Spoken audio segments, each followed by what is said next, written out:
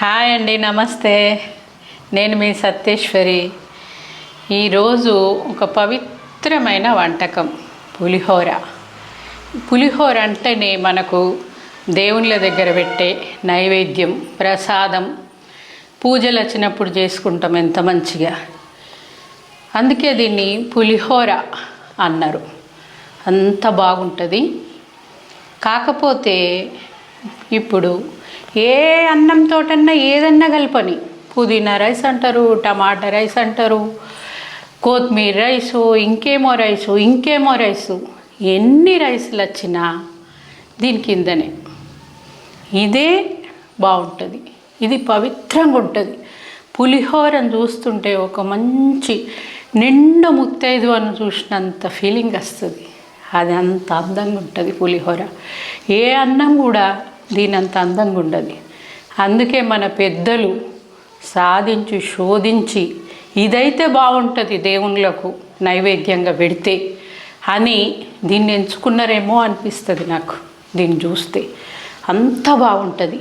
పచ్చగా దాంట్లో పల్లీలు, ఎండుమిరపకాయలు, కరివేపాకు అవన్నీ కనిపిస్తుంటే ఎంత అందంగా ఉంటుందంటే అంత అందంగా ఉంటుంది. అంత అందమైందే మనం దేవునికి పెట్టాలి మరి. సరేనా? నేను అంతకంటే అందంగా మంచిగా చేసి చూపిస్తా. చూడండి. ఇప్పుడు మనం పులిహోరకి ఏమేమి కావన్నో అవి మీకు చూపిస్తా. చింతపండు మంచి చిక్కగా పులుసులాగా తీసి పెట్టుకున్న, ఇంగువ, పసుపు, పల్లీలు, ఆవాలు, ఎండుమిరపకాయలు, శనగపప్పు, బెల్లం, మినపప్పు, కరివేపాకు, ఉప్పు, నువ్వులు, శనగపప్పు. ఈ రెండు శనగపప్పులు ఎందుకు పెట్టుకున్నా అంటే, ఒక శనగపప్పు తాలింపుకేస్తా, ఒక శనగపప్పు, ఈ శనగపప్పు, ఈ మినపప్పు, ఈ నువ్వులు, ఈ మూడుని నేను వేయించుకొని పొడి కొట్టుకుంటా. ఆ పొడి ఎందుకన్నది నేను తర్వాత చెప్తా. ఈ పచ్చిమిరపకాయలు. ఇప్పుడు మనం వంట రూమ్లోకి పోయి అద్భుతమైన పులిహోర చేసుకుందాం పదండి. ఇప్పుడు గిన్నె పెట్టుకున్నాం, వేడవుతుంది. దీనికి పులిహోరకు వేయించుకోవడానికి శనగపప్పు, నువ్వులు, మినపప్పు వేయించుకుందాం. ఇగో శనగపప్పు, కిలో అన్నానికి 2 స్పూన్ల శనగపప్పు, కిలో బియ్యానికి 2 స్పూన్లు మినపప్పు. ఇవి వేపుకుందాం.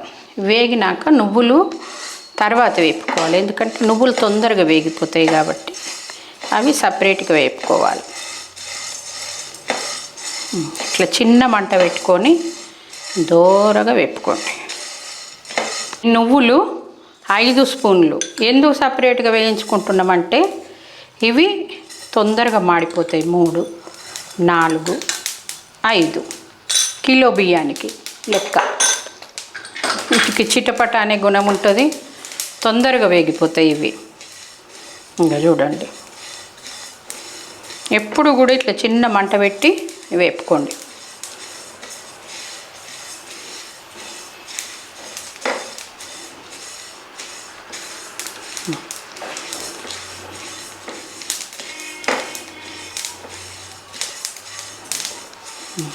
వేయిపోయినాయి ఇవి. ఇక్కడ మనం వేయించుకొని పెట్టుకున్నాం కదా, శనగపప్పు, మినపప్పు, నువ్వులు, ఈ 3 చల్లగా అయ్యేంత వరకు ఇప్పుడు మనం తాలింపు పెట్టుకొని పులుసు ఉడకబెట్టుకుందాం. పులిహోరకు ముందుగా నేను నూనె వేసుకుంటున్నా.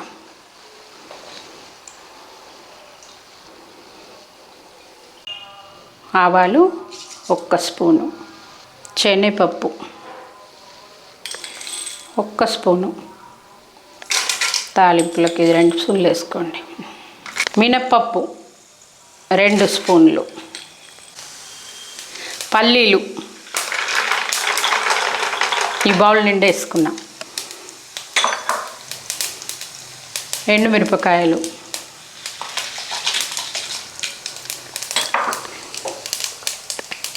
ఇక పచ్చిమిర్చి ఇట్లా చీలికలుగా పొడవుగా కోసుకోండి.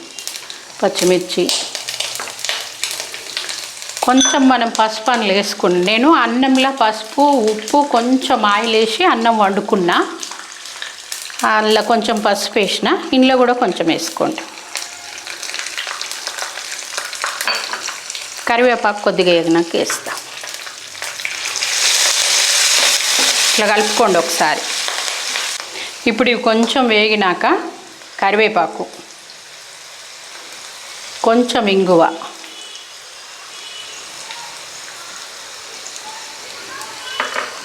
ఇప్పుడు మళ్ళీ ఇంకోసారి కలుపుకోండి.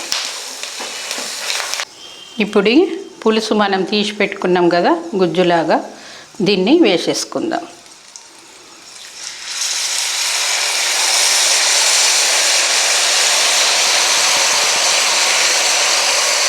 ఇట్లా కలుపుకోండి.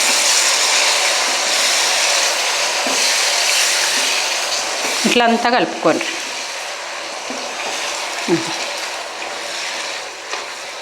కొంచెం దగ్గరికి రావాలి ఇది పులుసు, ఇంత పలసగా ఉండదు.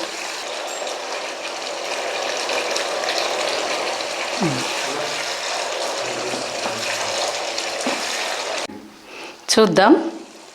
ఇది అయిపోయింది పూర్తిగా. ఇక నూనె అంతా మంచి ఇట్లా మీదికి తేలింది, ఈ పులుసు దగ్గరికి వచ్చింది, అయిపోయింది ఇది. ఇప్పుడు అన్నంకి మంచిగా కలుపుకుందాం నడుండి. ఇప్పుడు ఈ అన్నంని నేను ఉప్పు, కొంచెం పసుపు, కొంచెం నూనె వేసి ఈ అన్నం ఇట్లా వండుకున్నా. మొత్తం పలుకు చేసుకోవద్దు, మెత్తగా చేసుకోవద్దు. పలుకు పలుకు ఉన్నా కానీ విరివిరిగా ఉండి బియ్యం బుక్కినట్టు మంచిగా ఉండదు పులిహోర. ఇట్లా అన్నం మంచి పువ్వులాగా ఇట్లా మంచిగా ఉడకాల. కొంచెం మెత్త మీద ఉంటేనే అన్నము ఈ పులుసు పులిహోరకు బాగుంటుంది. ఇప్పుడు నేను ఈ పులుసు వేసి చూపిస్తా. ఫస్ట్ అయితే పొడి వేసుకుందాం. దీంట్లో నేను శనగపప్పు, మినపప్పు, నువ్వులు 3 కలిపి, ఉప్పు 3 కలిపి ఇట్లా మిక్సీ పట్టుకున్నా. ఇప్పుడు ఈ పొడిని అన్నానికి కలుపుకుందాం. ఇగో ఇట్లా ఇట్లా కలుపుకోవాలి. ఈ పొడి మొత్తం అన్నానికి మిక్స్ చేయాలి. పులుసు కలుపుకునే విధానం పులిహోర. ఇగో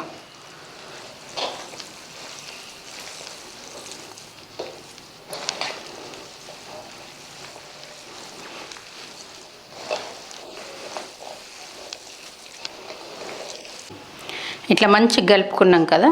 తర్వాత కొంచెం నూనె, ఒక షారెడంత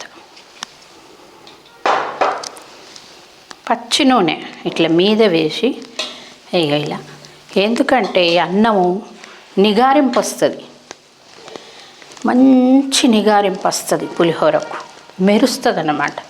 ఈ పచ్చి నూనె మీద నుంచి కొంచెం వేయడం వల్ల అన్నం మెరుస్తుంది.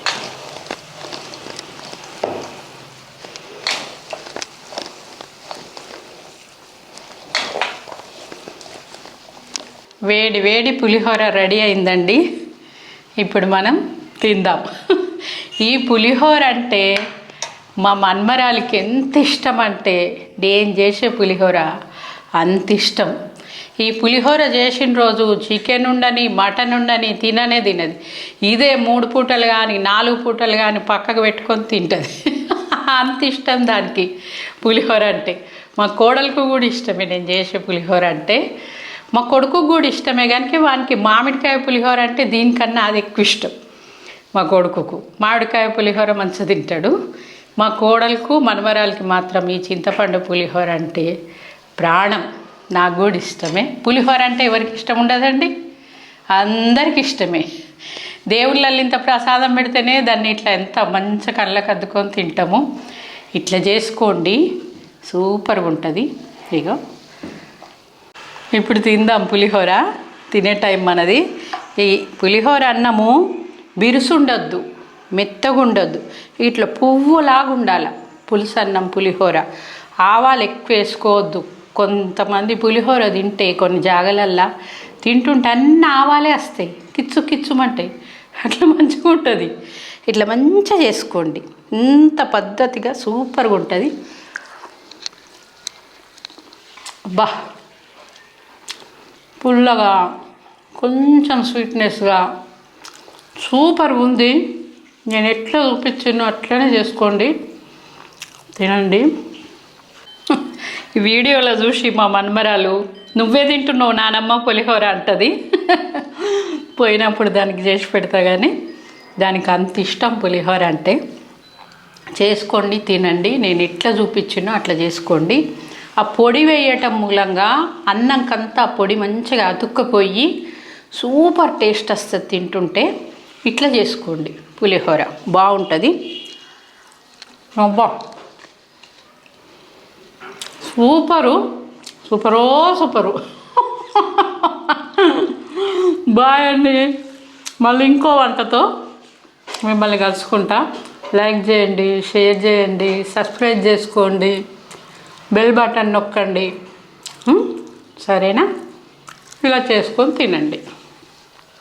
ఓకే అమ్మా, బాయ్.